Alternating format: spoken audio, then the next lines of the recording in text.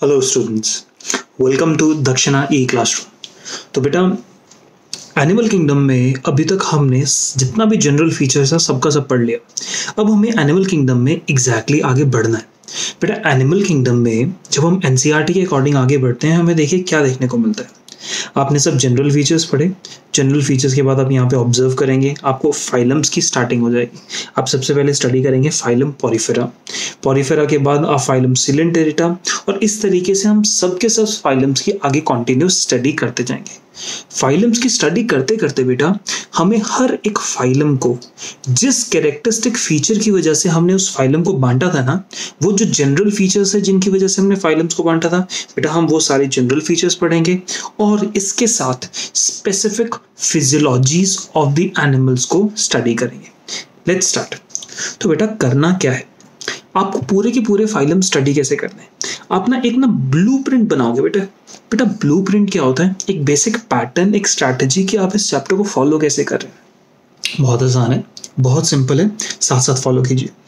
आप कोई भी फाइलम के लिए बात करेंगे बेटा, किसी भी फाइलम के लिए आप सबसे पहले उसके जनरल फीचर्स के बारे में बात करेंगे, दूसरा उसकी एनिमल की फिजियोलॉजी के बारे में करेंगे। और यहाँ पे जो वर्ड फिजियोलॉजी है, ये है क्या, ये मैं आपको थोड़ी देर में समझाऊंगा। हम जनरल फीचर्स और फिजियोलॉजी की बात करेंगे बेटा, ये दोनों चीज। तो हम जनरल फीचर्स से स्टार्ट करते हैं।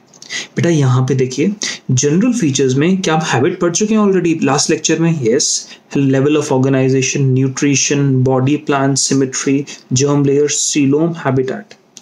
है क्या कि किसी भी फाइलम के लिए, चाहे पॉरीफेरा, सिलेंटेरिटा, टीनोफोरा, कोई भी फाइलम स्टडी कीजिए ना, उसके अंदर दो सेट ऑफ क्वेश्चंस आते हैं।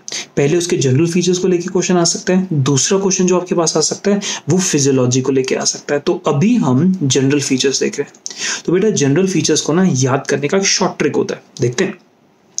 Habit of good nutrition, good level of nutrition. आप अच्छे बढ़िया लेवल का खाना खा रहे हैं।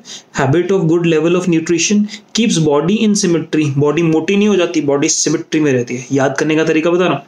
Habit of good level of nutrition keeps body in symmetry and germs away from hollow habitat. बेटा, हैबिट से वर्ड हैबिट बन रहा है, सिंपल है। लेवल से वर्ड देखिए यहाँ पे, लेवल ऑफ ऑर्गेनाइजेशन। न्यूट्रिशन से वर्ड न्यूट्रिशन, कितना सिंपल है। बॉडी से याद आया बॉडी प्लान, सिमेट्री से याद आया सिमेट्री, जर्म से याद आया जर्म लेयर्स, हॉलो क्या, बॉडी कैविटी। कैविटी मतलब खोखला एरिया, खोखला मतलब हॉलो, इजंट इट? तो हॉलो बेसिकली सीलोम, और हैबिटेट इज हैबिटेट। ये याद करने का बेटा जनरल फीचर्स को याद करने का तरीका है। समझा अब इतना? नेक्स्ट हमें देखना है फिजियोलॉजी ऑफ ऑर्गेनिज्म। बेटा ना, वर्ड ये फिजियोलॉजी, मॉर्फोलॉजी, एनाटॉमी, ये ना कुछ बेसिक वर्ड्स हैं जो आपको बायो में मल्टीपल टाइम्स आएंगे। तो वंस एंड फॉर ऑल आज इन वर्ड्स को हम समझ के साइड करते हैं। देखते हैं बेटा, सबसे पहले वर्ड क्या है। वर्ड सबसे पहले देखते हैं मॉर्फोलॉजी।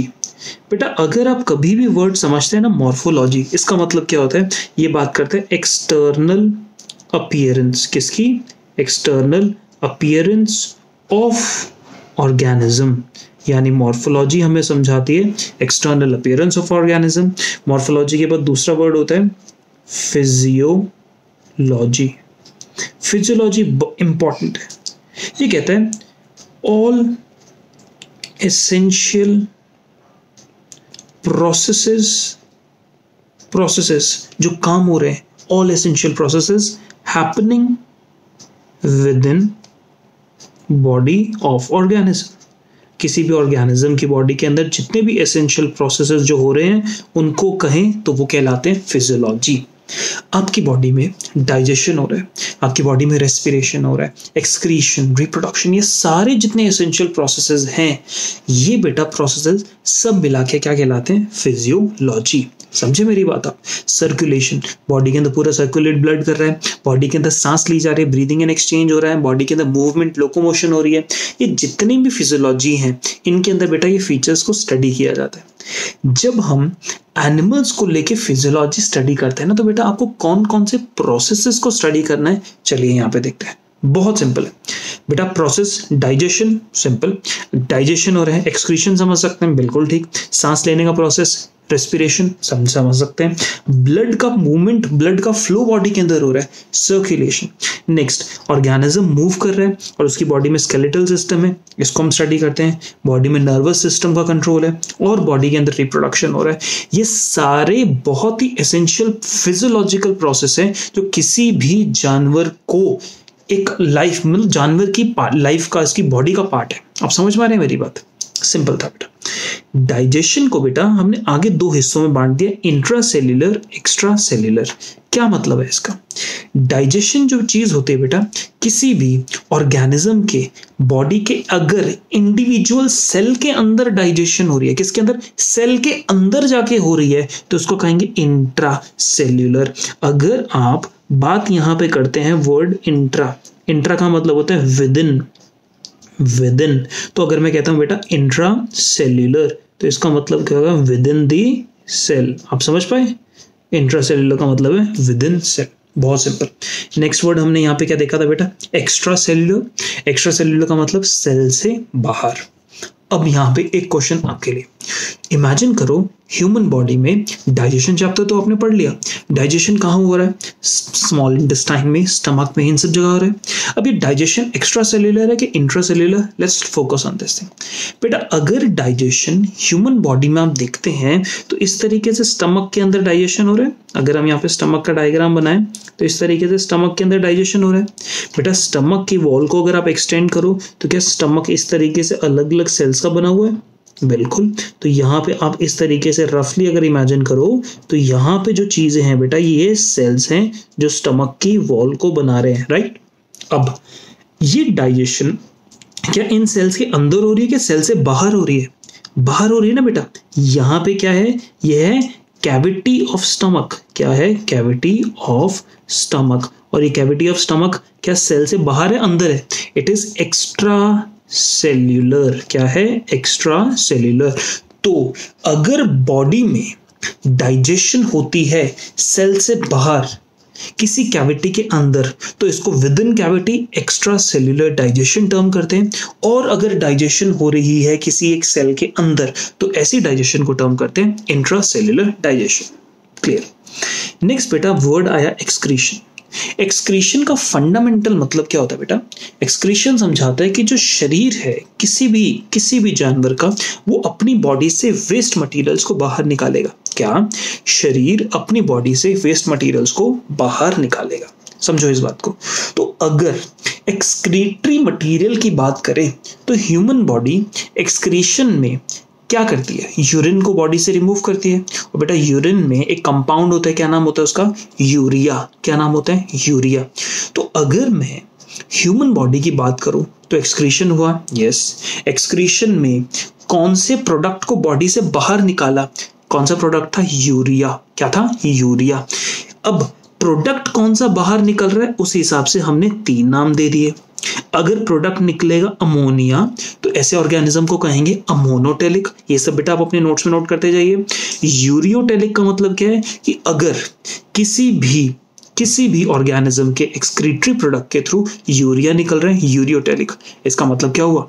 ह्यूमंस की बात करी जाए तो तीनों में से कौन सी कैटेगरी होगी? ह्यूमंस फॉल करेंगे यूरियोटेलिक में।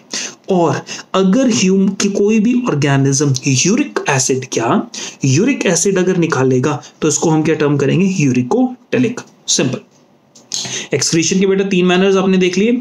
अमोनोटेलिक देखा, यूरियोटेलिक, यूरिकोटेलिक। अमोनोटेलिक में क्या निकल रहा है? अमोनिया। यूरियोटेलिक में यूरिया, और यहाँ पे यूरिक एसिड। समझे मेरी बात? एक ना बेटा बहुत ही कॉमन सेट ऑफ कंफ्यूजन्स होती हैं जब हम ना इस एक्सक्रीशन वर्ड को हम समझते हैं। आप ध्यान से देखिएगा, अब मैं यहाँ पे 2 वर्ड बोल रहा हूँ, एक्सक्रीशन और इजेशन। क्या इन दोनों वर्ड में आपको क्लैरिटी है? बेटा एक्सक्रीशन क्या होते हैं? Removal of wastes from body. Body से removal of waste, unwanted substances का बॉडी से रिमूवल होना एक्सक्रीशन कहलाएगा। और इसी एक्सक्रीशन का एक स्पेशलाइज्ड टाइप होता है जिसको हम कहते हैं एजेशन। एजेशन इज रिमूवल ऑफ कौन से वेस्ट? Digestive wastes. अगर हम डाइजेस्टिव वेस्ट को बॉडी से बाहर निकाल रहे हैं तो वो क्या हुआ, इजेशन, और एक्सक्रीशन बॉडी से जो नॉर्मली वेस्ट निकलते हैं। एक्सक्रीशन के दौरान बेटा बॉडी अपने आप से बाहर क्या निकाल सकते हैं, 3 चीजें निकाल सकती थी। अगर हम देख सकते हैं अमोनिया, जिसको आप NH3 भी बोल सकते हैं, और दूसरा यूरिया, और तीसरा क्या, यूरिक एसिड। आप क्लियर हो पा रहे हैं? ये 3 चीजें हैं जो बॉडी से इस तरीके से बाहर निकलती है। आइए बेटा आज ना एक नया कंसेप्ट इसके अंदर हम और देखते हैं। अगर बेटा आप ये 3 टाइप के वेस्ट देख रहे हैं जो मैं लिख रहा हूं, आपको इसके नोट्स बनाने, याद रखिएगा। ये अमोनिया, यूरिया और यूरिक एसिड, हम ये 3 चीजों को देखते हैं तो साइंटिस्ट से पूछा गया तीनों में सबसे ज्यादा टॉक्सिक कौन सा है। तो जो अमोनिया है ना, it is the most toxic, और uric acid is least toxic. Clear हो पा रहा है? यानी बॉडी में किसी भी जानवर की या तो अमोनिया बनता है, या यूरिया बनता है, या यूरिक एसिड बनता है। अगर अमोनिया बनता है तो जाना गया अमोनिया बहुत टॉक्सिक फॉर्म होता है, यूरिक एसिड सबसे कम टॉक्सिक फॉर्म होता है। तो ये होता है यूरिया, ये होता है मीडियम टॉक्सिक। Okay, clear. क्योंकि अगर कोई सामान बेटा बहुत ज्यादा टॉक्सिक है, क्या है, बहुत ध्यान से मेरी बात सुनना, अगर कोई सामान है बहुत ज्यादा टॉक्सिक, तो टॉक्सिक है तो इसलिए उसको शरीर से बाहर निकालने के लिए बहुत ज्यादा पानी लगेगा। क्या, अगर कोई ऑर्गेनिज्म बॉडी से बाहर निकाल रहा है अमोनिया, तो ammonia is very very toxic, हमें यहां से मालूम है। तो अगर बेटा अमोनिया बहुत ज्यादा टॉक्सिक है, इसलिए require large amount of water to be excreted. ये कहानी क्लियर हो रही है? अमोनिया इतना ज्यादा टॉक्सिक था तो बहुत ज्यादा अमाउंट ऑफ पानी उससे निकल चाहिए ताकि उसको बॉडी से बाहर निकाला जा सके। अगर यूरिया है तो मीडियम अमाउंट ऑफ वाटर, और यूरिक एसिड क्योंकि टॉक्सिक है नहीं तो जितना ज्यादा कॉन्सेंट्रेटेड होगा अपने को कोई फर्क नहीं पड़ेगा। तो यहां पर हम कहेंगे कि लीस्ट वाटर रिक्वायर्ड। बेटा अगर बॉडी से मटीरियल एक्सक्रीट हो रहा है और पानी की कमी है, पानी ज्यादा चाहिए ही नहीं, तो पानी का एक्सक्रीटरी मटेरियल में पानी का अमाउंट कम होगा, तो जो एक्सक्रीटरी मटेरियल होगा उसका कॉन्सेंट्रेशन ज्यादा होगा। That means released in highly concentrated form. मैं इस बात को कैसे समझा रहा हूं बेटा, ध्यान से सुनो। अगर किसी ऑर्गेनिज्म ने रिलीज किया यूरिक एसिड, तो यूरिक एसिड क्योंकि टॉक्सिक नहीं है तो बॉडी कहती है कि मुझे इसको रिमूव करने के लिए वाटर को वेस्ट करने की जरूरत नहीं, क्योंकि पानी वेस्ट नहीं हो रहा है, पानी यूरिन के अंदर एक्सक्रीटरी मटेरियल के अंदर जा नहीं रहा है। तो यूरिन में जो उस ऑर्गेनिज्म का जो बॉडी से एक्सक्रीटरी मटेरियल है, जो यूरिन टाइप का एक्सक्रीटरी मटेरियल है, उसमें पानी तो नहीं है। अगर पानी की प्रेजेंस कम होगी तो जो ये एक्सक्रीटरी मटेरियल का कॉन्सेंट्रेशन है बेटा बहुत ज्यादा हाई होगा। इसलिए हमने कहा excretory material is released in highly concentrated form. Example दो बेटा, एग्जाम्पल आप यहाँ पे देख सकते हो। अगर हम यहाँ पे एग्जाम्पल बात करते हैं, बर्ड्स एक्सक्रीटा, बर्ड्स का एक्सक्रीटा देखा, इसको मीट टर्म करते हैं, एकदम पेस्टी से फॉर्म के अंदर है, पेस्ट फॉर्म, क्योंकि उसके अंदर पानी की प्रेजेंस नहीं है या इतना कम पानी है, ये हाईली कॉन्सेंट्रेटेड फॉर्म में है। याद रखिएगा क्योंकि कॉन्सेंट्रेटेड फॉर्म में होने के बावजूद क्योंकि टॉक्सिक बहुत ही कम है तो ऑर्गेनिज्म को दिक्कत नहीं होती। लेकिन अगर आप यहाँ पे ऑब्जर्व करें, यहाँ पे वाटर रिक्वायर्ड, जब वाटर रिक्वायर्ड था, जैसे आप यहाँ पे देख सकते हो बेटा ह्यूमंस, तो ह्यूमंस यूरिनेट करते हैं तो यूरिन चाहिए, यूरिन के साथ बहुत सारा पानी जाता है ना, एग्जैक्टली यूरिन में पानी बॉडी से एक्सक्रीट होता है। और अगर बॉडी के अंदर अगर हुई पानी की कमी, बॉडी में अगर पानी की कमी हुई तो बेटा एक प्रॉब्लम हो जाती है कि यूरिन उतना ज्यादा टॉक्सिक हो जाता है, या फिर हम कहेंगे यूरिन उतना ज्यादा कॉन्सेंट्रेटेड होता है, और यूरिन जितना ज्यादा कॉन्सेंट्रेटेड होगा उतनी जलन होती है, यानी टॉक्सिसिटी बॉडी तो फील कर सकता है। अगर पानी की कमी है तो टॉक्सिसिटी फील होती है क्योंकि यूरिन उतना कॉन्सेंट्रेटेड हो गया, क्योंकि यूरिया हमारे लिए टॉक्सिक तो है ही है, हम बॉडी में नहीं रख सकते, इसीलिए इसको निकालने के लिए पानी चाहिए। कहानी क्लियर? अब अमोनिया बेटा ये इतना ज्यादा पानी मांगता है ना, ये इतना ज्यादा पानी मांगता है एक्सक्रीट होने के लिए कि एक जमीन पे रहते वाला आदमी, रहने वाला कोई भी जानवर इतना पानी पिएगा कैसे? समझो मेरी बात, अगर आपको बॉडी से कोई एक्सक्रीटरी मटेरियल बाहर निकालना है और उसको निकालने के लिए बहुत ज्यादा पानी चाहिए, तो पानी होना भी तो चाहिए ना अपने पास। तो अगर कोई जानवर जो जमीन पे रह रहा है ना, उसके पास पानी की इतनी अवेलेबिलिटी नहीं होती, इसीलिए अगर कोई जानवर एक्वाटिक में है, अगर कोई जानवर पानी के अंदर रहता है, तो वो कोशिश करेगा अमोनिया को बॉडी से बाहर निकालने का। दैट मीन्स अमोनिया जो है it is excreted usually by aquatic animals. कहानी क्लियर हुआ? तो बेटा ये तीन टाइप का एक्सक्रीटरी मटेरियल देख लिया। कौन सा? अमोनोटेलिक, यूरियोटेलिक, यूरिको। सबसे ज्यादा टॉक्सिक कौन? अमोनो। सबसे मिनिमम कौन? ये।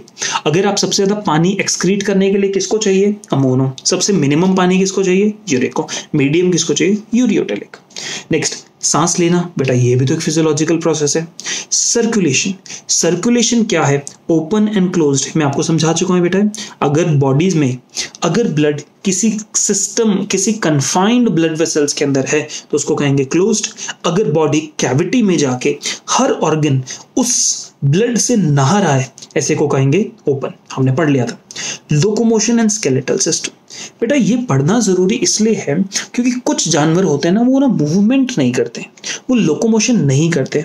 तो ऐसे लोकोमोशन एंड स्केलेटल सिस्टम में हम देखते हैं कि कुछ ऑर्गेनिज्म सेसाइल होते हैं, सेडेंट्री, जमीन से चिपके रहते हैं, हिलते ही नहीं। एग्जाम्पल स्पॉन्जेस, एग्जाम्पल हाइड्रा, हिलेगा ही नहीं। उस ऑर्गेनिज्म को हम टर्म करेंगे सेसाइल, और ऐसे ऑर्गेनिज्म में लोकोमोशन नहीं होती। क्लियर सीधी बात। और कुछ ऑर्गेनिज्म होते हैं जिनके अंदर आपके पास लोकोमोशन मिल सकती है। आप ह्यूमंस में देख सकते हैं ना, humans as a animal locomotion show करते हैं। बिल्कुल समझ गए मेरी बात। Next, nervous system. बॉडी में नर्वस सिस्टम, ब्रेन की प्रेजेंस, नर्वस सिस्टम की प्रेजेंस यानी सोचना, काम करना, सेंसेशंस यानी बाहर से स्टिमुलस रिसीव करना और रिस्पॉन्ड करना, ये सब काम किसका है? नर्वस सिस्टम का। और फाइनली रिप्रोडक्शन। ये प्रोसेस ना बेटा बहुत इंपॉर्टेंट है, ध्यान से देखना। रिप्रोडक्शन प्रोसेस, क्या कोई एनिमल एसेक्सुअली रिप्रोड्यूस कर सकता है? यस। और याद रखना यहां से एनिमल्स बेटा एसेक्सुअल और सेक्सुअल दोनों टाइप की रिप्रोडक्शन कर सकते हैं।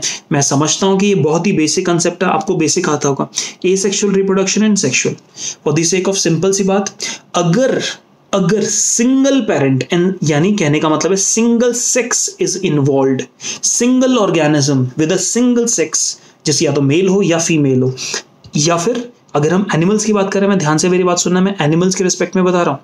अगर ऑर्गेनिज्म सिंगल हो, सिंगल सेक्स होल्डिंग हो, यानी या तो वो मेल हो या फीमेल हो, अकेला हो, किसी दो सेक्सेस का इन्वॉल्वमेंट ना हो और रिप्रोडक्शन करे तो एसेक्सुअल कहलाएगा। और अगर दोनों सेक्सेस का इन्वॉल्वमेंट है तो वो क्या कहलाएगा बेटा? सेक्सुअल।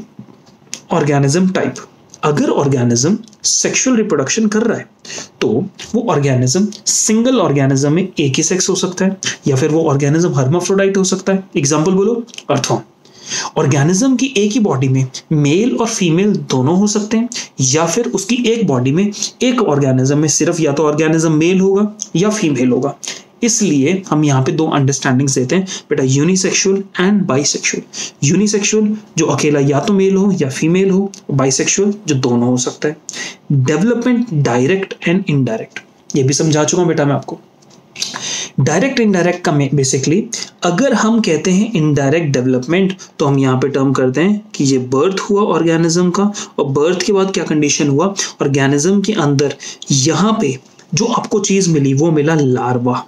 अब ये जो लार्वा है ये do not resemble the adult, ये एडल्ट ऑर्गेनिज्म की जैसा नहीं दिखता, एडल्ट से रिसेंबल नहीं करता। ये तो कैसा हुआ हमारे पास? इनडायरेक्ट। बेटा डायरेक्ट का मतलब क्या होता है? डायरेक्ट आपके पास ऐसी मोड ऑफ डेवलपमेंट होती है कि बच्चा पैदा हुआ और जैसी बच्चे के बॉडी के फीचर्स हैं वैसी फीचर्स आपको एडल्ट ऑर्गेनिज्म में मिलते हैं।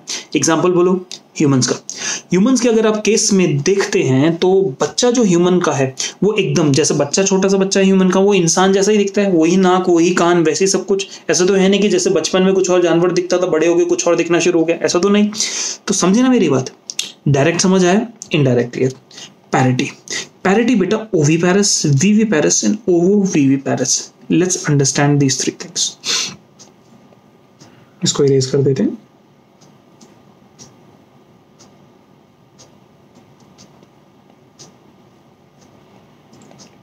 डिलीट करो यार।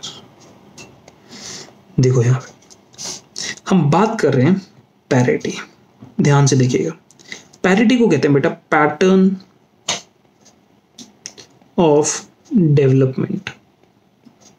क्या माने हुआ समझो। अगर ऑर्गेनिज्म है ओविपेरस, इसका मतलब क्या हुआ? ऑर्गेनिज्म हुआ अगर ओविपेरस, तो ऑर्गेनिज्म जो है, जो पेरेंट है, वो एग ले करेगा, एग हैच करेगा एंड न्यू बॉर्न अपने को मिल जाएगा। समझे मेरी बात? अब ये न्यू बॉर्न कैसा है, लार्वा है या नहीं है, हमें कोई मतलब नहीं है, हमें उसका पैटर्न ऑफ डेवलपमेंट बेसिक देखना है। अगर हुआ वो ओविपेरस तो ऑर्गेनिज्म क्या करेगा, एग अंडे देगा, जैसे मुर्गी अंडा देती है उस तरीके से अंडे दिए जाते हैं। ओविपेरस के बाद बना अपने पास विविपेरस। विविपेरस केस के अंदर है पेरेंट है, पेरेंट क्या करता है, डेवलप फीटस इनसाइड बॉडी। बोलो एग्जाम्पल, ह्यूमंस। जो बच्चा है वो यूटरस के अंदर डेवलप होता है कि नहीं होता है? यस। और इसके बाद क्या होता है, बर्थ होता है, और यहां पे अपने को क्या मिल जाता है, न्यू बॉर्न। कहानी क्लियर हुआ? यानी हमने समझा विविपेरस के केस में पेरेंट ने बच्चे को इनसाइड बॉडी डेवलप किया, ह्यूमंस ने यूटरस में डेवलप किया, उसका बर्थ हुआ और अपने को न्यूबॉर्न मिल गया। लास्ट मिलता है बेटा, ध्यान से वर्ड देखना, ओवो विविपेरस। तीन वर्ड्स, कैसे, ओवो ओविपेरस से, विविपेरस से, इस तरीके से। यानी अगर आप गेम देखें यहाँ पे, ओविपेरस और विविपेरस के इंटरमीडिएट वाला काम करने वाला जो ऑर्गेनिज्म होगा उसको कहेंगे ओवो विविपेरस। तो क्या करता है बच्चे ये ऑर्गेनिज्म? ये ऑर्गेनिज्म अब आपके पास क्या करेगा, वो विविपेरस ऑर्गेनिज्म क्या करेगा, पेरेंट जो है, parent inside body of parent, body, parent की बॉडी के अंदर, याद रखना बॉडी के अंदर, एग्स आर लेड। कहने का मतलब है शरीर के अंदर अंडे पड़े हैं, जैसे शेल वाले अंडे होते हैं ना, वैसे शरीर के अंदर अंडे पड़े। अगर आप कुछ लिजर्ड्स, सम स्नेक्स अगर इनको ऑब्जर्व करते हो तो इनके शरीर के अंदर, बॉडी में, यूटरस के अंदर अंडे पड़े। समझे मेरी बात?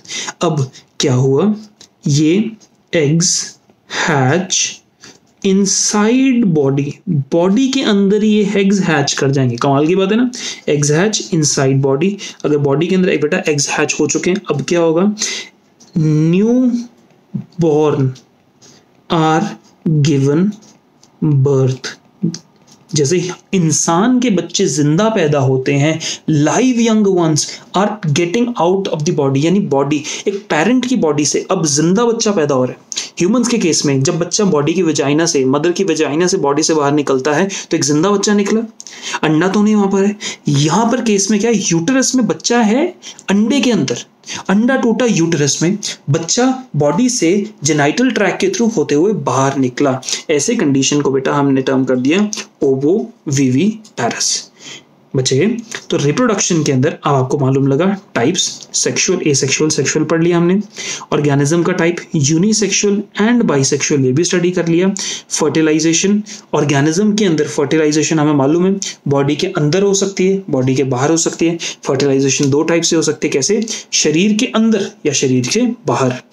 अगर कोई सोचिए एक दो ऑर्गेनिज्म है, यहां पर हम क्या करते हैं, इस तरीके से देखते हैं कि इधर एक ऑर्गेनिज्म है, इसको हम कह देते हैं ये है फीमेल, और ये ऑर्गेनिज्म है ये है मेल।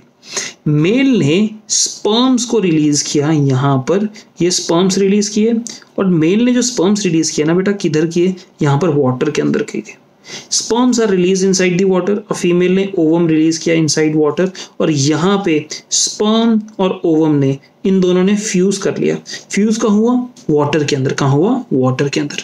ऐसी फ्यूजन जो हुई वाटर के अंदर, क्यों, फीमेल बॉडी से हुई बाहर, तो ऐसी फर्टिलाइजेशन को कहा हमने क्या, एक्सटर्नल फर्टिलाइजेशन। और अगर फर्टिलाइजेशन में इधर ये जो मेल है, ये मेल क्या करता है, स्पर्म्स बनाता है, स्पर्म्स को ट्रांसफर करता है इनसाइड दी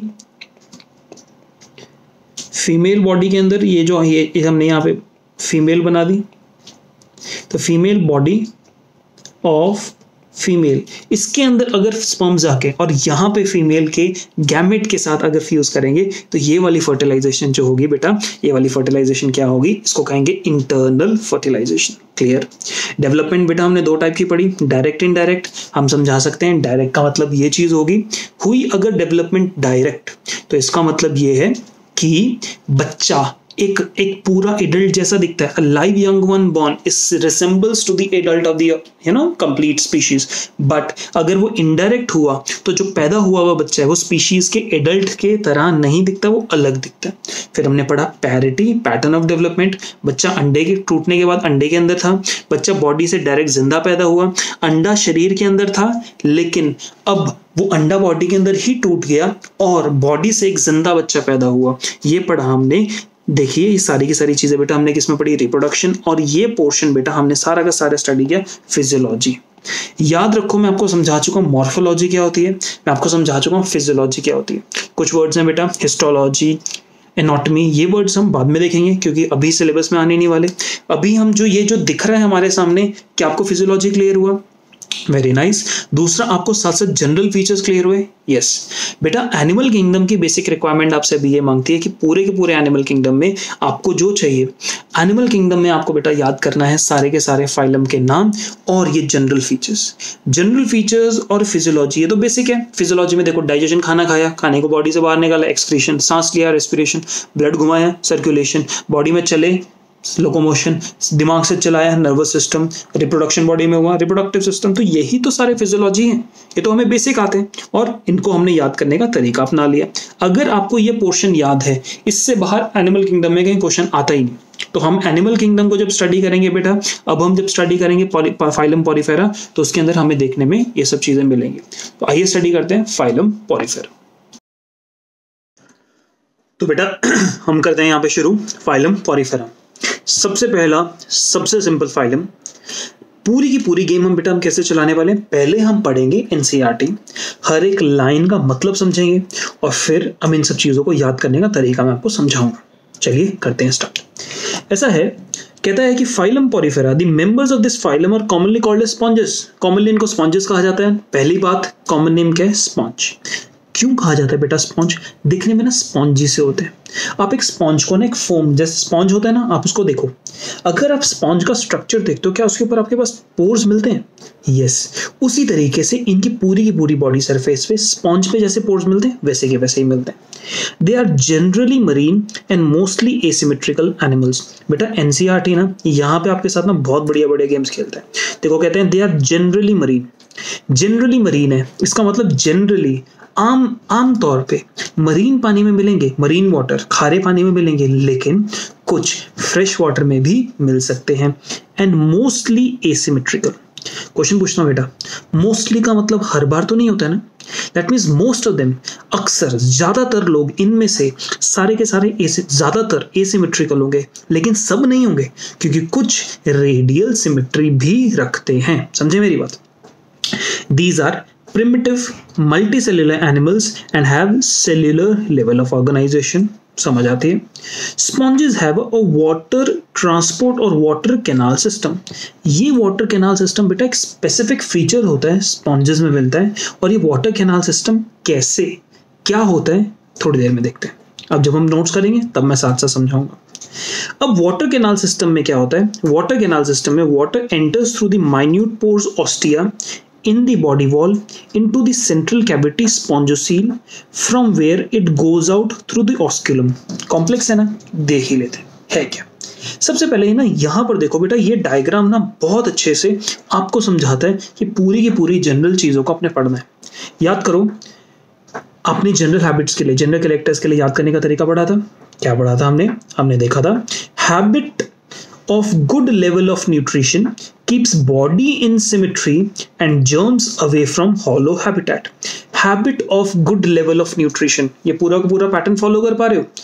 तो किसी भी ना, कोई भी अगर आपको काम करना है तो आप ना इसको इस तरीके से एक राउंड फॉर्म बनाओ।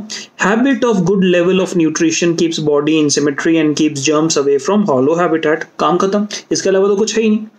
हमने पता, अगर स्पॉन्जेस की बात करते हैं बेटा, स्पॉन्जेस सेसाइल होते हैं, सॉलिटरी होते हैं या कॉलोनियल। सेसाइल का मतलब क्या पढ़े थे हमने सबसे पहले लेक्चर में। सेसाइल का मतलब होता है जो जमीन से जुड़ा हुआ है, जो मूव नहीं करेगा, उसको कहते हैं सेसाइल। सॉलिटरी अकेले भी रह सकते हैं या फिर झुंड में, कॉलोनियल एक झुंड में, एक बड़े झुंड में, जैसे चींटियां रहती है ना, खूब सारे इकट्ठे रहते हैं, उस तरीके से भी रह सकते हैं। या तो अकेले रहेंगे या झुंड में रहेंगे, लेकिन जमीन से चिपके रहते हैं। समझे। लेवल ऑफ ऑर्गेनाइजेशन, ये तो बेटा सबसे बेसिक है। ऑर्गेनिज्म मल्टी सेल्यूलर है, लेकिन लेवल ऑफ ऑर्गेनाइजेशन क्या है? Cellular level of organization. पढ़ते हैं बेटा आगे। न्यूट्रिशन, खाना कैसे खाते हैं? होलोजोइक मोड ऑफ न्यूट्रिशन है। होलोजोइक मालूम है। बॉडी प्लान, बेटा सेल एग्रीगेट बॉडी प्लान होता है इनके पास। कौन सा वाला? Cell aggregate body plan. Cells ने आपस में आके एग्रीगेशन करके एक मल्टी सेल्यूलर स्ट्रक्चर बनाया, तो बना cell aggregate body plan. Okay. Symmetry, mostly asymmetrical, तो जो बचे हुए हैं वो कैसे होंगे बेटा? रेडियल। समझे ना मेरी बात। एनसीईआरटी की हर एक लाइन में ना छुपे हुए बहुत सारे फीचर्स होते हैं, वो भी हम जनरल फीचर्स की बात कर रहे हैं। एग्जाम्पल बोलो। जितने भी रेडियल होते हैं बेटा, उसमें होते हैं ल्यूकोसोलेनिया पहला और दूसरा साइकॉन, ये दोनों रेडियल सिमेट्री रखते हैं। और याद रखिएगा, जितने फैक्ट यहाँ पे तुम्हें नोट्स में दे दिए ना बेटा, अगर तुम्हें याद हो गए तो गारंटी से बोल रहा हूँ तुम्हें नीट में नहीं कोई हरा सकता है। दबा के पढ़ाई करना है और अच्छे से याद रखना कि जो मैं समझा रहा हूँ। Next, germ layers. इधर ना ये जर्म लेयर्स के आगे मैंने डैश लगा दिया। टेक्निकली जर्म लेयर्स की बात ना बेटा स्पॉन्जेस में करी नहीं जाती।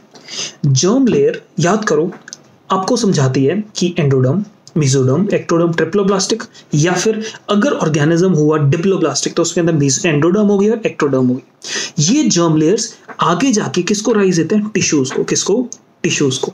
अब बताइए, स्पॉन्जेस में टिश्यूज होते हैं? होते हाँ या ना? नहीं। स्पॉन्जेस में जब टिश्यूज नहीं है तो इन जर्म लेयर्स की ना अरेंजमेंट का रेलेवेंस बनता नहीं है। कहने का मतलब क्या है कि जर्म लेयर्स की प्रेजेंस एक स्पेसिफिक फीचर को समझाए, एक स्पेसिफिक फीचर हो, ऐसा कोई जरूरी बात नहीं है। समझ पा रहे हैं मेरी बात? इसलिए जर्म लेयर्स को लेके स्पॉन्जेस में कुछ खास कहा नहीं जाता। ठीक है बेटा। सीलोम, ये सारे के सारे ऑर्गेनिज्म क्या होते हैं? ए सीलोमेट। सीलोम की प्रेजेंस इनमें नहीं होती। और हैबिटेट, एनसीईआरटी ने बोला मोस्टली मरीन, लेकिन सम फ्रेश वाटर भी होते हैं। नाम बोलो। Example Spongilla. स्पॉन्जिला नाम का जो स्पॉन्ज है वो फ्रेश वाटर में मिलेगा, और जितने भी बाकी बचे हुए स्पॉन्जेस होते हैं वो कैसे होते हैं? मरीन नेचर के अंदर, यानी मरीन फॉर्म के अंदर रहते हैं। हमने इधर देखा बेटा एनसीईआरटी, और आप किसी भी फाइलम को लेके ये जो आपको दिखाई दे रहा है इस तरीके से आप ये पूरा का पूरा ऐसे बनाएंगे। ऐसे करोगे ना तो आपको बहुत ही इजीली सारे के सारे फाइलम याद हो जाएंगे, आपको रटने की जरूरत नहीं पड़ेगी। समझो मेरी बात। दिमाग ना बेटा काम कैसे करता है? दिमाग में मेमोरी बनने के लिए ना चीजें जितनी ज्यादा ऑर्डर और अरेंजमेंट में होती है ना, उतना इजीली हमें चीजें समझ आती हैं। याद रखना मेरी बात। मैं समझा रहा हूं तुम लोगों को, जब चीजें एक तरीके, एक मैनर, एक ऑर्डर के अंदर होती है ना, तो उनको ना हमें याद करना आसान होता है। इस पूरे चैप्टर में दो ऑर्डर्स हैं, एक जनरल फीचर्स का और एक फिजियोलॉजी का। तो आपको जनरल फीचर्स याद, कहानी clear. Habit of good level of nutrition keeps body in symmetry and germs away from hollow habitat. सही किस्म का खाना खाओगे तो शरीर फिट रहेगा और जर्म्स बॉडी से बाहर रहेंगे। सिंपल, समझ आ गया। और दूसरा फिजियोलॉजी। भैया फिजियोलॉजी तो तुम्हें आती है, बोलो। डाइजेशन, डाइजेशन के बाद excretion, respiration, locomotion, movement, nervous system, reproduction, ये सारे के सारे फिजियोलॉजी के पार्ट तो हुए, आते हैं भैया हमें। इस चैप्टर में ऐसा कुछ नहीं है जो तुम्हें नहीं आता है, आता है। बस थोड़ा दिमाग लगाना है, तसल्ली, और चीजों को ना इमेजिन करो बेटा। जितना ज्यादा इमेजिन करोगे उतना आसानी से तुम्हें ये देखने में और समझने में मिलेगा। इतना तो समझ आया। अब ये एनसीईआरटी ने यहाँ वाटर कैनाल सिस्टम की बात करी थी ना, इसको समझ लेते हैं कि है क्या। देखो ये जो स्पॉन्जेस है ना बेटा, ये जो स्पॉन्जेस नाम की चीज होती है, आप इसको कैसे समझ सकते हो?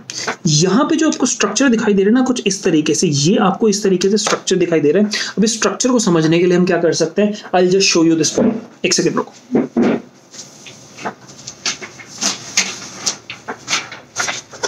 आप स्पॉन्जेस की बॉडी को कुछ इस तरीके से ऑब्जर्व करो। ये आपको जो दिखाई दे रहा है, this is the body of sponge. Sponge की बॉडी अपने आप में ना एक शीट है, एक बॉडी के बहुत सारे सेल्स हैं, इस तरीके से सेल्स अरेंज है। ठीक है। अब स्पॉन्ज की बॉडी यहां पे दिख रही है, आपने एक फ्लैट शीट प्लेस कर दी। अब कंडीशन क्या है बेटा? शीट के अंदर कर दो छेद। क्या करते हैं? चलो हम शीट लेते हैं, और आप ये काम जो मैं यहाँ पे कर रहा हूँ सेम काम अपने पास करते रहो। इस शीट को लो और इस तरीके से यहाँ पे बहुत सारे होल्स कर दो। आपको यहाँ पे होल्स होते हुए दिखाई दे रहे हैं, इस तरीके से शीट पे खूब सारे होल्स बना दो जल्दी से।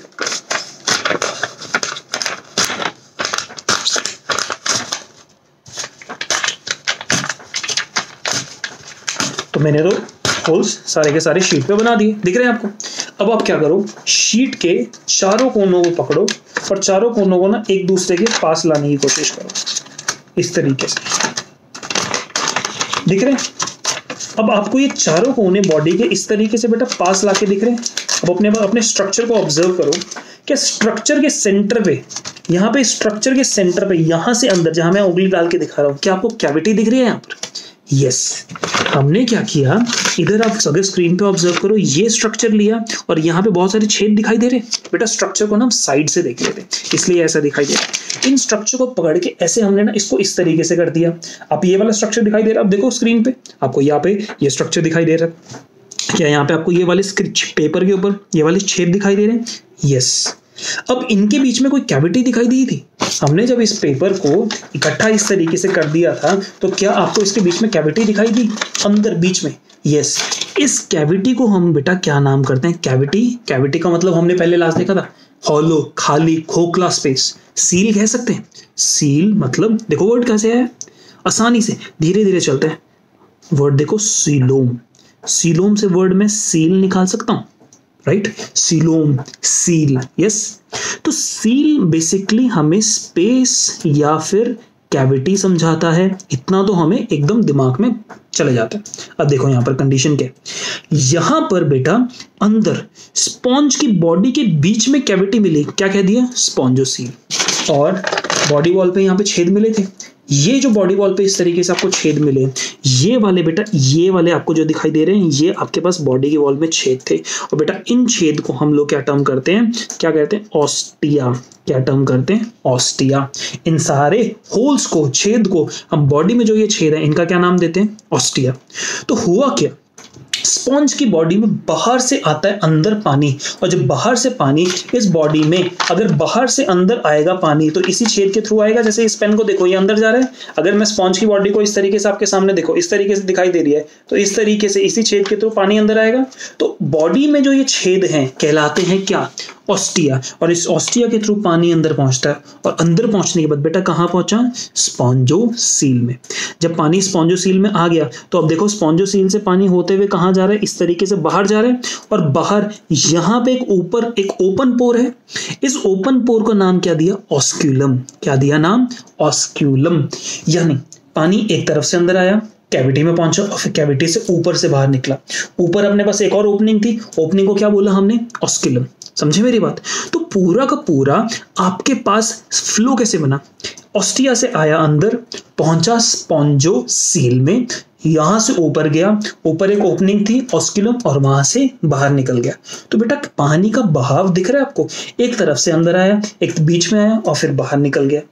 इस पूरे चीज को हम टर्म करते हैं वाटर वस्कुलर सिस्टम, या फिर बेसिकली यहां पे ले स्पेसिफिकली वर्ड, जब हम स्पॉन्जेस के लिए वर्ड बोलते हैं तो इसको वाटर कैनाल सिस्टम कहते हैं। क्या कहते हैं? वाटर कैनाल सिस्टम या वाटर ट्रांसपोर्ट सिस्टम। देखो यहाँ पे किस तरीके से एनसीईआरटी कहती है, वाटर एंटर्स, वाटर कहां गया, किधर चला गया? Water enters through the minute pores ostia. शरीर में जो पोर्स थे क्या थे? ये वाले जो आपको पोर्स यहाँ पे शरीर में दिखाई दे रहे हैं, यहाँ पे देखो ये पोर्स थे ऑस्टिया, इनके थ्रू वाटर ने एंटर किया into a central cavity spongocoel. Body के बीच में कैविटी थी spongocoel, and from where it goes out through the osculum. Clear हो गया बेटा? बहुत आसान था। इस पूरे के पूरे पाथवे को हम कहते हैं वाटर ट्रांसपोर्ट सिस्टम या फिर वाटर कैनाल सिस्टम। समझे मेरी बात? क्लियर। अब बेटा इस डायग्राम को देखो, ये आपको इसकी पूरी की पूरी बॉडी वॉल है। किसकी बॉडी वॉल है? स्पॉन्ज की। तो मैं इस बॉडी वॉल, ये वाली जो बॉडी वॉल है ना, इसको मैं अगर बहुत ज्यादा पास से देखूं तो ये बॉडी वॉल देखने में मुझे कैसी दिखाई देती है? यहां पर आप देख सकते हो। हमने क्या किया, इस पूरी बॉडी वॉल का बेटा ये वाला डायग्राम देखा। समझ पा रहे हो? तो डायग्राम से बेटा हम लोगों को क्या दिखाई दे रहा है, अब हम यहां देखते हैं।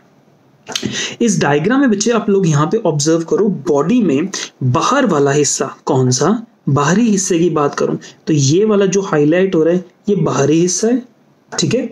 और यहां पर क्या है? यहां पे स्पॉन्जोसील है, तो ये कौन सा वाला अंदर वाला, ये अंदर, ये कौन सा हिस्सा हुआ, ये अंदर वाला हिस्सा हुआ, समझे।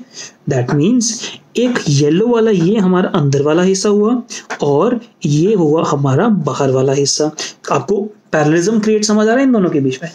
अब हम इन दोनों हिस्से के बीच में इस पूरे चीज को बनाने के लिए जो जो चीजें इन्वॉल्व हैं बेटा वो देख रहे हैं। बाहर वाली तरफ आपको जो सेल्स मिलते हैं उनका नाम होता है पोरोसाइट। क्या? पोरोसाइट। देखो ऑस्टिया है, मैं वर्ड कहता हूं ऑस्टिया या ऑस्टियम, एक ही वर्ड हुई बेटा। ऑस्टिया के जस्ट, ऑस्टिया, इस ऑस्टिया के जस्ट आसपास जो सेल्स हैं वो कौन से हैं? पोरोसाइट। तो अगर मैं आपसे कहूं कि अगर इधर अगर मैं स्ट्रक्चर देखूं तो मेरे पास ये स्ट्रक्चर है, समझो एक सिंपल सेल, ये मेरे पास एक स्पेशल सेल, ये एक स्पेशल सेल और यहां एक सिंपल सेल। तो आउटर बॉडी वॉल की बात कर रहा हूं, पिंक वाली साइड की मैं बात कर रहा हूं। कहां की? ये मैं पिंक वाली साइड की बात कर रहा हूं। तो इस पिंक वाली साइड में मैं क्या देख रहा हूं बेटा, यहां पे एक ये सेल था, इसको कहा पिनाकोसाइट, ध्यान से मैं बात देना। और ये था हमारे पास ऑस्टिया, और ऑस्टिया के बगल में बैठा हुआ सेल था, ये क्या था? पोरोसाइट। यानी ऑस्टिया के चारों तरफ जो सेल आपको मिलेगा वो कहलाएगा पोरोसाइट, और पोरोसाइट के अलावा आउटर बॉडी वॉल में जो सेल होगा वो क्या होगा? पिनाकोसाइट। समझे मेरी बात? बिल्कुल ठीक। तो यहां पे हम स्ट्रक्चर में आके देखते हैं, हमें पोरोसाइट समझ आ गया, हमें पिनाकोसाइट समझ आ गया। अब सबसे अंदर वाला हिस्सा जो आपको येलो कलर दिखाई दे रहा है, आपको सबसे अंदर वाले हिस्से में बेटा आपको कौन से ये सेल्स दिखाई दे रहे हैं? ये, इन सेल्स में आपको, इन सेल्स को हम क्या टर्म करते हैं? कोएनोसाइट। क्या टर्म कर रहे हैं? कोएनोसाइट। क्या कोएनोसाइट के अंदर आपको यहाँ पे फ्लैजेला दिखाई दे रहा है? यस। तो इंटरनल इस वाले हिस्से में, ये येलोइश वाले हिस्से में जो सेल्स अंदर पड़े हुए हैं वो है हमारे कोएनोसाइट। बाहर वाले तरफ आपके पास पोर यानी ऑस्टिया के बगल में जो सेल्स हैं वो है पोरोसाइट, और बाकी जहां पोर नहीं है वहां पे कौन से सेल हैं? पिनाकोसाइट। तो इन दोनों एरियाज तो समझ आया। इनके बीच में जो बेटा सेल्स होंगे ना, उन सेल्स को हम टर्म करेंगे अमीबोसाइट। क्या टर्म करेंगे? अमीबोसाइट। समझो मेरी बात। इंटरनल कोएनोसाइट, बाहर पिनाको और पोरोसाइट। तो यहां पे जहां इन दोनों के बीच में जो स्पेस बन रहा है, इस स्पेस में जो सेल्स आपके पास हैं, ये वाले सेल्स कौन से बेटा? ये वाले सेल्स कौन से? अमीबोसाइट। कौन सा? अमीबोसाइट। इस स्पेस के बीच में, जिस स्पेस को जिस स्पेस को मैं पिंक से बना रहा हूं ना, इस खाली स्पेस जो अभी मैंने पिंक से हाईलाइट किया बेटा, ये स्पेस किसी जेली लाइक मटेरियल से भी भरा हुआ है, जिसके अंदर अमीबोसाइट थे। क्या कह रहा हूं? कोएनो, बाहर वाली आउटर पिनाकोपोरोसाइट के बीच में जो स्पेस था, इसमें सेल्स कौन से हैं? अमीबोसाइट। और अमीबोसाइट एक जेली लाइक मैट्रिक्स, एक जेली लाइक बैकग्राउंड मटेरियल में बैठे हैं, और उस चीज को हम क्या टर्म करते हैं? मेसेनकाइम। समझे मेरी बात? तो इसको नोट्स में हम देखते हैं बेटा। हमने ऑब्जर्व किया आउटर बॉडी वॉल पिनाकोडर्म कहलाती है। क्या कहलाई? पिनाकोडर्म। डर्म का मतलब क्या होता है? डर्म का मतलब होता है लेयर। तो आउटर लेयर ने कहलाया पिनाकोडर्म, जिसमें दो सेल्स हैं, पिनाकोसाइट, पोरोसाइट। समझा दिया आपको? पोरोसाइट ऑस्टिया के जस्ट आसपास होते हैं, और बाकी एरिया में जो है पिनाकोसाइट्स। और इंटरनल सबसे अंदर वो क्या थी? कोएनोडर्म। डर्म अगेन लेयर। तो वर्ड से पता लग रहा है इसके अंदर सेल्स कौन से होंगे? कोएनोसाइट। बेटा कोएनोसाइट का ये स्ट्रक्चर देख सकते हो क्या? कोएनोसाइट्स में आपको ये फ्लैजेला दिखाई दे रहे हैं। हमने क्या क्या किया? हमने देखिए यहाँ पे जस्ट आपने कोएनोसाइट ऑब्जर्व किया था, ये वाले। यस। तो कोएनोडर्म के अंदर कोएनोसाइट्स हैं बेटा। इन कोएनोसाइट्स को कॉलर सेल्स भी कहा जाता है। दिख रहा है ना, जैसे इसके ये वाला हिस्सा ऐसा लग रहा है जैसे कॉलर इसका इस तरीके से पूरा का पूरा खड़ा हो, तो इसको कोएनोसाइट को कॉलर सेल भी कहा जाता है। और इसका कैरेक्टरिस्टिक फीचर ये स्पॉन्जेस में ही मिलते हैं, बाकी कहीं नहीं मिलेंगे। तो अगर मैं पूछता हूं which of the following is the characteristic feature of sponges, तो कोएनोसाइट स्पॉन्जेस का कैरेक्टरिस्टिक फीचर होगा। समझे मेरी बात? तो हमने क्या किया बेटा, ये फिर हम स्ट्रक्चर देखते हैं, इसको इस तरीके से फोल्ड कर देते हैं। बाहर वाली तरफ हमें मिला पिनाकोडर्म और अंदर वाली तरफ हमें मिला कोएनोडर्म। कहानी क्लियर? अंदर वाली तरफ आपको जो सेल्स मिले वो कौन से मिले? कोएनोसाइट। बाहर से पानी आया, पानी बीच में कैविटी, यहाँ पे कैविटी में आया और यहाँ से ऊपर से बाहर निकल गया। तो बेटा जब पानी अंदर कैविटी में आता है तो अंदर सेल्स जो बैठे थे अंदर वाली तरफ थे कोएनोसाइट। ये कोएनोसाइट का जो फ्लैजेला है ना इस तरीके से बीट करता है, और बीट करने से क्या करेगा, पानी को नीचे से उठा के ऊपर वाली तरफ की तरफ डायरेक्शन देगा। यानी पानी का बहाव, बाहर से अंदर तो पानी आ रहा था लेकिन अंदर से अब ऑस्क्यूलम के थ्रू बाहर निकले, ये वाला काम करवाने वाले कौन होंगे, सेल्स। ये वाला काम कोएनोसाइट्स करवाएंगे। समझ पाए मेरी बात, क्लियर। इन कोएनोसाइट्स का जो फ्लैजेला होता है ये बीट करता है ताकि पानी का बहाव बना रहे, to maintain the water flow. Okay, अब मैंने बताया इंटरनल कोएनोडर्म, आउटर पिनाकोडर्म, बीच में स्पेस है खाली, जिस स्पेस के अंदर jelly like matrix background material है। नाम बोला था हमने, इस बैकग्राउंड मटेरियल को क्या पढ़े थे बेटा, मेसेनकाइम। यस, तो यहां पर हमें समझा रहा है कि मिडिल लेयर, इस मिडिल लेयर को हमने टर्म कर दिया मेसेनकाइम, और इसके अंदर सेल्स बैठे हैं और वो सेल्स का नाम क्या है, अमीबोसाइट्स। क्या नाम है, अमीबोसाइट्स। अब ये जो अमीबोसाइट इस जेली लाइक एरिया में बैठे हैं, ये अमीबोसाइट बहुत ही अलग अलग तरीके के हो सकते हैं। साइंटिस्ट ने स्पॉन्जेस को काटा, अमीबोसाइट दिख मिले अंदर, और ये अमीबोसाइट को जरा गौर से देखा ना तो ये बड़े अलग अलग टाइप्स के अमीबोसाइट्स है। अमीबोसाइट्स अलग अलग टाइप के हो सकते हैं, जैसे कुछ अमीबोसाइट्स को बेटा हम स्क्लेरोब्लास्ट कहते हैं। क्या कहते हैं, याद नाम रखना है आपको, ये स्क्लेरोब्लास्ट। ये स्क्लेरोब्लास्ट क्या करेगा, स्केलेटन बनाएगा। जब आप when you're talking about the sponges, the skeleton of sponges is predominantly made by a modified amoebocyte called as scleroblast cells. Some of the amoebocytes are now called as archaeocytes. These archaeocytes are specialized cells which are totipotent cells. Totipotent cells का मतलब यह है कि अगर कोई amoebocyte अपने आप को कुछ इस तरीके से मॉडिफाई करे कि उसके पास बहुत ही हाई, ध्यान से वर्ड बेटा लिखना है इसको, a very high regeneration power. So if we have an archaeocyte, तो archaeocyte is that amoebocyte which contains a very very high regeneration power. कहानी क्लियर हुई? ओके, तो अब आपको पानी के बहाव का डायरेक्शन में पूछूं, बाहर से अंदर आया ऑस्टिया, ऑस्टिया से अंदर गया स्पॉन्जोसील, और स्पॉन्जोसील से बाहर कहां, ऑस्क्यूलम, और ऑस्क्यूलम से बॉडी से बाहर। दैट मींस बाहर से आया अंदर बॉडी के और फिर वहां से बाहर निकल गया। कहानी क्लियर? तो बेटा ऑस्टिया इस तरीके से पूरा का पूरा गेम बना। इसको हम वाटर ट्रांसपोर्ट सिस्टम या फिर कैनाल सिस्टम कहते हैं, और ये भी कैरेक्टरिस्टिक फीचर होता है पॉरीफेरा का। 2 पॉइंट्स, कोएनोसाइट्स और कैनाल सिस्टम, दोनों के दोनों पॉरीफेरा का कैरेक्टरिस्टिक फीचर होंगे। समझे मेरी बात? सिंपल। अब एनसीईआरटी अब इससे एक्स्ट्रा नहीं बताता है, ये आपको यहां पढ़ना है। ये कैनाल जो सिस्टम होता है ना बेटा, ये कैनाल सिस्टम अलग अलग टाइप्स का होता है। There are different types of canal systems. अगर आप स्पॉन्जेस की सारे टाइप ऑफ स्पॉन्जेस देखें ना, स्पॉन्जेस तो बेटा एक फाइलम है, तो स्पॉन्जेस में, इस फाइलम में आपके पास कैनाल सिस्टम भी अलग अलग ऑर्गेनिज्म में कुछ टाइप मॉडिफाइड फॉर्म्स में मिल सकता है। तो ये कैनाल सिस्टम कैसा कैसा है, रेगॉन, एस्कॉन, साइकॉन, ल्यूकॉन, ये 4 टाइप का कैनाल सिस्टम है जो हमें मिल सकता है। और ये कैनाल सिस्टम में अगर आपको याद रखना है, simplest is ascon and the most complex is leucon. याद रखना बेटा, RASL, आप इसको याद करने का तरीका बनाइए, rhagon, ascon, sycon, leucon. The most simplest is the ascon and the most complex is the leucon canal system. इस कैनाल सिस्टम का काम बेटा इस तरीके से है। कैनाल सिस्टम का काम हम यहां पे कर सकते हैं, NURSE, नर्स से आप याद कर लो। क्या करेगा basically, N for nutrition, R for respiration, E for excretion. इस तरीके से कैनाल सिस्टम का ये अलग अलग काम होता है। न्यूट्रिशन, खाना, खाना जो है वो बाहर से अंदर आएगा। स्पॉन्ज के पास माउथ तो नहीं है, तो समझो मेरी बात, स्पॉन्जेस पानी को बाहर से अंदर लेके आ रहे हैं। तो जब पोर से स्पॉन्जेस से पानी अंदर आ रहा है, तो पानी के साथ साथ पानी में जो घुला हुआ छोटा छोटा, पानी में सस्पेंडेड तैरता हुआ छोटा छोटा जो ऑर्गेनिक मटेरियल है, वो स्पॉन्जेस के पास आया। तो स्पॉन्जेस उस मटेरियल को पकड़ के खाते हैं। तो समझे मेरी बात? तो न्यूट्रिशन बिल्कुल ठीक। जब स्पॉन्जेस बेटा बाहर से पानी अपने पास लेके आए, तो उस पानी के साथ साथ स्पॉन्जेस ने पानी का बहाव कराया, तो ऑक्सीजन का मूवमेंट हुआ, रेस्पिरेशन। और जब ये पानी बाहर निकल रहा होता है, तो जितना एक्सक्रीटरी मटेरियल है ये स्पॉन्जोसील में पानी में फेंक दिया जाता है, और इस पानी ऑस्क्यूलम के थ्रू बाहर होते होते एक्सक्रीशन का भी काम कर देते हैं। स्पॉन्जेस एक्सक्रीट करते हैं, तो किस मटेरियल को एक्सक्रीट करते हैं, इन सब बातों को देखने के लिए अब हमें जो नेक्स्ट पढ़ना पढ़ना है वो फिजियोलॉजी ऑफ स्पॉन्जेस पढ़ना है। देखिए बेटा, हमने अभी तक पढ़ लिया था क्या कि इसने कहा कि वाटर एंटर्स, जो वाटर कैनाल सिस्टम है ये water enters through minute pores called ostia, मालूम लग गया हमें, in the body wall into the central cavity, यानी ऑस्टिया से स्पॉन्जोसील पहुंचा और फिर ऑस्कुलम से बाहर निकल गया।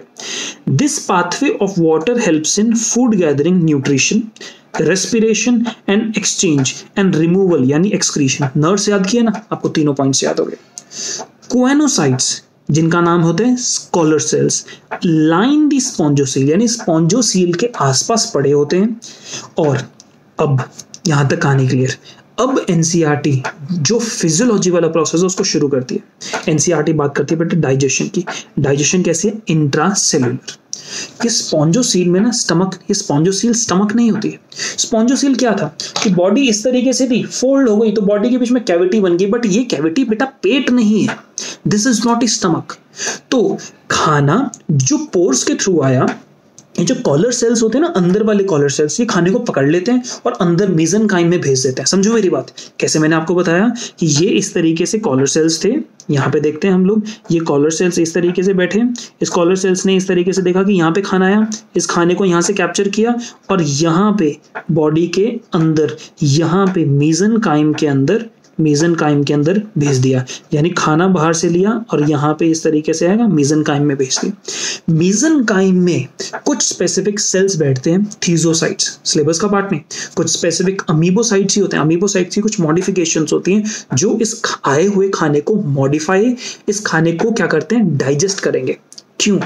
क्योंकि खाना इस मेसेनकाइम के अंदर जाके एक अमीबोसाइट के अंदर डाइजेस्ट होगा। क्या बोल रहा हूं मैं कि कोएनोसाइट ने बेटा यहाँ पे क्या किया, आप यहाँ पे अच्छे से ऑब्जर्व कीजिए कि कोएनोसाइट ने बाहर से एक खाना था, इसको लिया इधर फेंका, यहाँ पे बेटा ये वाला जो खाना था वो किसके पास गया? यहाँ पे अमीबोसाइट के अंदर गया। एक अमीबोसाइट यहाँ बैठा था, उसके अंदर खाना अंदर गया और यहाँ पे ये फूड हुआ डाइजेस्ट। तो डाइजेशन सेल के अंदर था, तो ऐसी डाइजेशन को हम टर्म करते हैं इंट्रासेल्युलर डाइजेशन। समझे मेरी बात? तो digestion is intracellular. Okay. The body is supported by a skeleton made up of spicules and spongin fiber. हमने फिजियोलॉजी में लोकोमोशन के साथ स्केलेटल सिस्टम पढ़ेंगे हम लोग, लोकोमोशन और स्केलेटल सिस्टम। तो स्केलेटल सिस्टम के लिए मुझे नया फैक्ट मिला, क्या? बॉडी में स्केलेटल सिस्टम क्या है? स्पाइक्यूल्स और स्पॉन्जिन फाइबर का बना हुआ है। किसका बना हुआ है? स्पाइक्यूल्स और स्पॉन्जिन फाइबर। बेटा यहाँ पे क्वेश्चन का जवाब दो, शरीर में, स्पॉन्जेस के शरीर में स्केलेटन कौन बनाता है? याद आया? अमीबोसाइट का मॉडिफाइड फॉर्म है, थोड़ा सा याद करो। अभी थोड़ी देर पहले हमने देखा था a modified form of amoebocytes. हमने क्या पढ़ा था? अमीबोसाइट का एक मॉडिफाइड फॉर्म, कौन सा वाला सेल्स? स्क्लेरोब्लास्ट। याद आया? ये स्क्लेरोब्लास्ट क्या बनाएगा? स्केलेटन के एलिमेंट्स। और जस्ट एनसीईआरटी ने बताया कि स्केलेटन के 2 टाइप ऑफ एलिमेंट्स होते हैं। तो बेटा अब इन एलिमेंट्स की बात करूं तो मेरे पास ये एलिमेंट्स 2 टाइप के मिले। कौन सा मिले? एक स्पिक्यूल्स और दूसरा स्पॉन्जिन फाइबर। समझे मेरी बात? स्पिक्यूल्स और स्पॉन्जिन फाइबर्स। स्पॉन्जिन फाइबर एक फाइबर, एक धागे जैसे से दिखेंगे। स्पिक्यूल्स क्या होते हैं? एकदम नीडल जैसे होते हैं। कैसे होते हैं? नीडल लाइक, एक सुई जैसे होते हैं। ये कहाँ मिलते हैं? ये मेसेनकाइम में मिलते हैं। कहाँ पर? मेसेनकाइम में। आप बेटा यहाँ पे जरा ध्यान देखो, क्या आपको यहाँ पे एक स्पिक्यूल दिखाई दे रहा है? यस, इस वाले स्ट्रक्चर में बेटा आपको यहाँ पे एक स्पिक्यूल दिखाई दे रहा है। या तो ये स्पिक्यूल स्क्लेरोब्लास्ट ने रिलीज किया, मिला किसके अंदर? मेसेनकाइम के अंदर। आपको दिख रहा है ये मेसेनकाइम के अंदर मिला। समझे मेरी बात? तो यहां तक तो अपने को कैनाल सिस्टम अच्छे से क्लियर हुआ, कैनाल स्केलेटल सिस्टम। चलिए देखते हैं। The body is supported by a skeletal made up of spicules and spongin fibers. समझ आता है? Sexes are not separate. Body के अंदर अगर मैं रिप्रोडक्टिव सिस्टम में देखता हूं तो सेक्सेस सेपरेट नहीं है, हर्माफ्रोडाइट ऑर्गेनिज्म है। Eggs and sperms are produced by the same individual, यानी दोनों गैमेट्स, हर्माफ्रोडाइट है तो मेल फीमेल गैमेट्स खुद बनाएगा ना, तो एक ही इंडिविजुअल बनाएगा। Sponges reproduce asexually. रिप्रोडक्शन कैसे कर रहे हैं? asexually by fragmentation. कटना, टूट के बिखर जाना। अगर मैं इतना बड़ा स्पॉन्ज लेता हूं, जैसे ये स्पॉन्ज है तो ये टूट गया। देखो यहाँ पे जरा गौर से करो, ये वाला स्ट्रक्चर है और ये फ्रेगमेंटेशन होगी, तो ये वाला जो हिस्सा है ये आगे जाएगा और एक नया नया स्पॉन्ज बना देगा। तो फ्रेगमेंटेशन से एक नया स्पॉन्ज बन सकता है। Sponges reproduce asexually by fragmentation and sexually भी रिप्रोड्यूस करते हैं and sexually bye formation of gametes. तो गैमीट्स भी बनाएंगे, सेक्सुअली रिप्रोड्यूस करेंगे और एसेक्सुअली भी रिप्रोड्यूस करेंगे। फर्टिलाइजेशन बेटा इंटरनल होती है, एक स्पॉन्ज से निकलता है स्पर्म और दूसरे स्पॉन्ज के अंदर जाता है। याद रखना स्पॉन्जेस हर्माफ्रोडाइट है, फिर भी एक स्पॉन्ज से स्पर्म निकला और दूसरे स्पॉन्ज के अंदर चला गया। एक स्पॉन्ज का स्पर्म अपनी ही बॉडी में जाके फर्टिलाइजेशन नहीं करता, वो किसी दूसरे स्पॉन्ज के अंदर जाके करता है। तो इसलिए फर्टिलाइजेशन पहली बात दूसरे स्पॉन्ज के अंदर होती है और फर्टिलाइजेशन होती है बेटा क्रॉस फर्टिलाइजेशन। आपको क्रॉस फर्टिलाइजेशन आती है? क्रॉस फर्टिलाइजेशन को आप पढ़ेंगे, नहीं समझ आता हम डाउट डिस्कशन में करेंगे, लेकिन what I want you to read cross fertilization properly. आगे दोबारा पूछूंगा मैं बाद में आपसे। फर्टिलाइजेशन इंटरनल है, डेवलपमेंट कैसी है? इनडायरेक्ट डेवलपमेंट है। तो लार्वा तो बनेगा भैया, having a larval stage which is morphologically distinct मतलब सेपरेट, अलग दिखता है। मैंने आपको समझाया था, अगर आप स्पॉन्जेस में कभी भी स्पॉन्जेस या किसी भी ऑर्गेनिज्म में देखें लार्वा बनेगा और लार्वा सेम स्पीशीज के एडल्ट के जैसा नहीं दिखता है, अलग दिखता है। It is morphologically distinct, different from the adult. हमने फिर वो वाला चार्ट बनाया, डाइजेशन किया। डाइजेशन इंट्रासेल्युलर माना जाता है, inside the vacuole of choanocyte और अलग स्पेसिफाइड मॉडिफाइड अमीबोसाइट, उसके अंदर डाइजेशन होगा। समझते हैं। एक्सक्रीशन बेटा, एक्सक्रीशन के लिए बॉडी ने कोई स्पेसिफिक स्ट्रक्चर नहीं बनाया। एक्सक्रीशन बॉडी सरफेस से होगी, यानी बॉडी से बाहर निकल जाएगा। याद रखना यहाँ पे कैनाल सिस्टम मदद कर रहा है और जो बॉडी एक्सक्रीट करती है वो है अमोनिया। याद रखो अमोनिया इतना टॉक्सिक फॉर्म है जब एनिमल एक्सक्रीट करेगा, क्योंकि ये स्पॉन्ज हर बार जब भी मिलेगा स्पॉन्ज पानी में ही तो मिलेगा, जमीन पर तो नहीं होता है। तो स्पॉन्ज अपने आसपास इतने पानी से घिरा हुआ है, तो क्या उसको पानी की कमी हो सकती है? नहीं।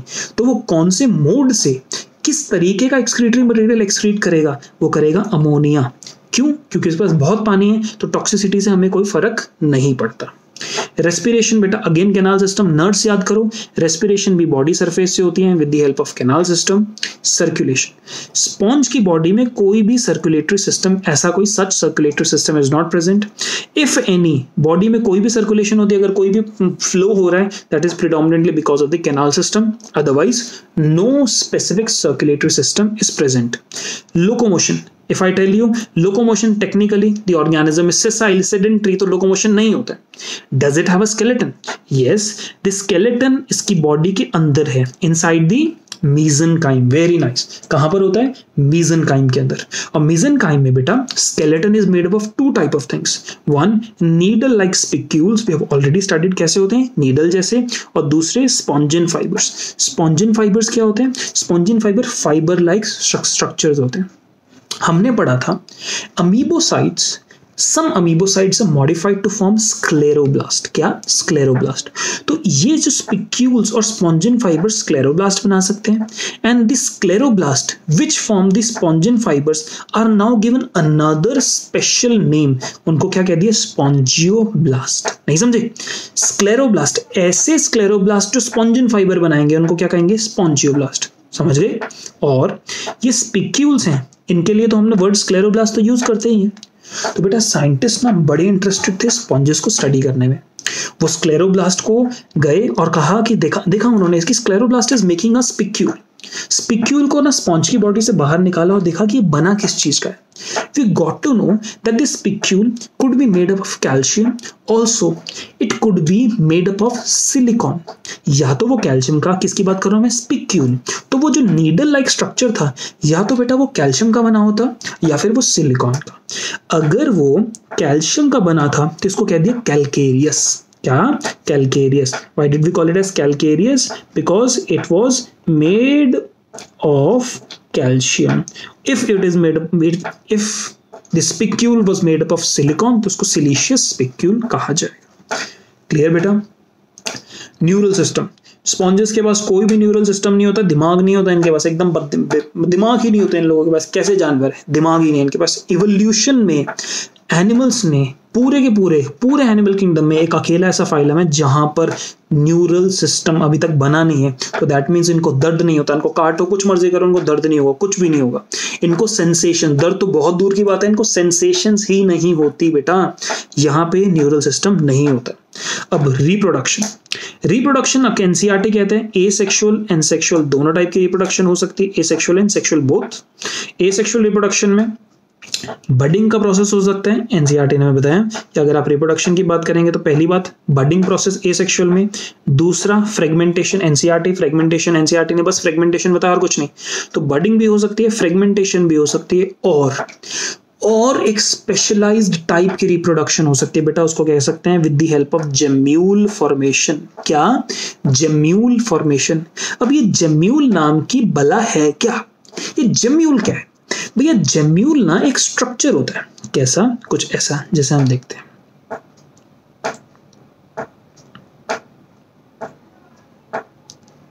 ये जो आपको स्ट्रक्चर दिखाई दे रहा है ना बेटा, ये स्ट्रक्चर है जेम्यूल।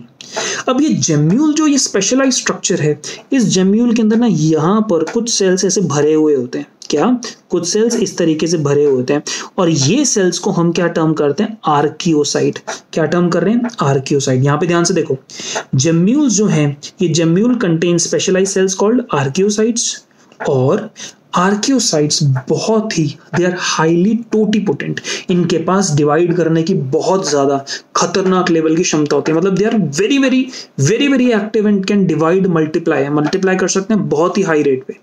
तो ये जो जेम्यूल्स होते हैं बेटा, इस तरीके से यहाँ पे किस चीज के भरे हुए हैं, किस चीज के बने, मतलब अंदर किस चीज का क्या है इसमें? आर्कियोसाइट। तो ये बेटा एसेक्सुअल रिप्रोडक्शन में पार्टिसिपेट कर सकते हैं।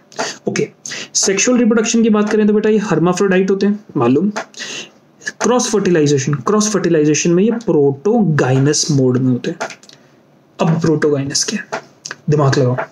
प्रोटो का मतलब क्या होता है? हम यहाँ पे दो वर्ड देख रहे हैं, प्रोटो का मतलब पहले, और दूसरा वर्ड गाइनस का मतलब क्या होता है? कहां से आया वर्ड गाइनस? गाइनोशियम। अब बताओ गाइनोशियम क्या था? गाइनोशियम क्या हमने प्लांट्स में फीमेल्स के लिए पढ़ा है? याद करो, एंड्रोशियम पढ़ा था मेल्स के लिए और गाइनोशियम पढ़ा था फीमेल्स के लिए।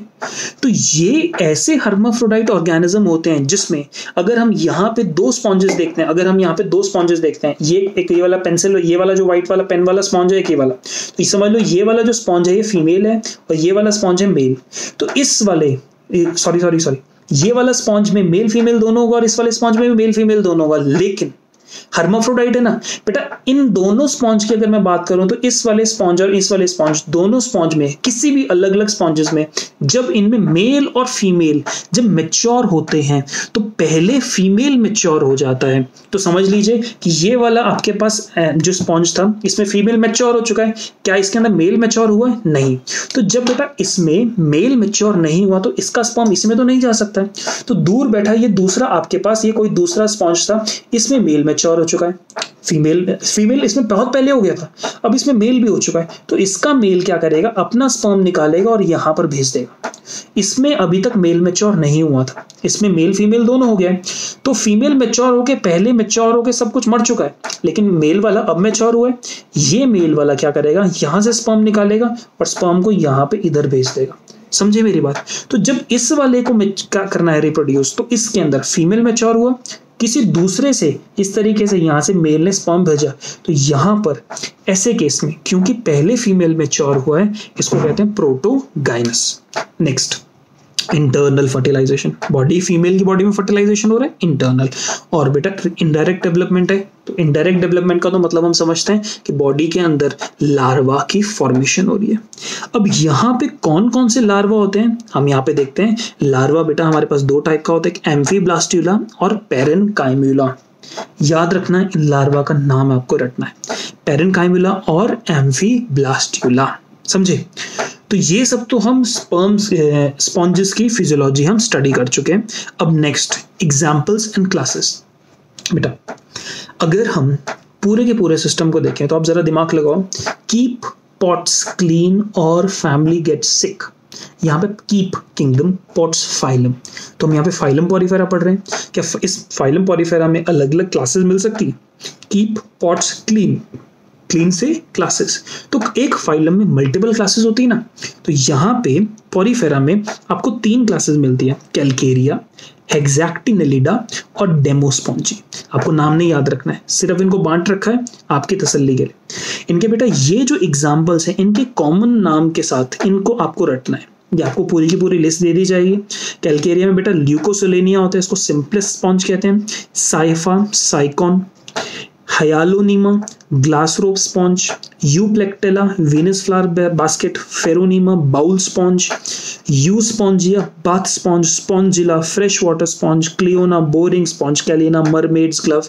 ये नाम है साइंटिफिक और इनके कॉमन नेम्स। तो बेटा स्पॉन्जेस के साथ इनकी क्लासेस के 3 एग्जाम्पल्स के साथ इनके आपको नाम तो समझ आ गए, कॉमन नाम आपको याद रखना है। इसकी पूरी की पूरी फिजियोलॉजी जो बेटा हमने यहाँ डिस्कस करी आपको क्लियर है। फिजियोलॉजी के बाद हमने पूरी की पूरी जो बॉडी वॉल स्टडी करी ये आपको पूरी की पूरी क्लियर है। बॉडी वॉल में आउटर इनर एरिया सारे के सारे आपने पढ़ लिए हैं, आपको समझ आ गए। उसके बाद बेटा हमने जनरल फीचर सबसे पहले पढ़े थे, ये समझ आ गए।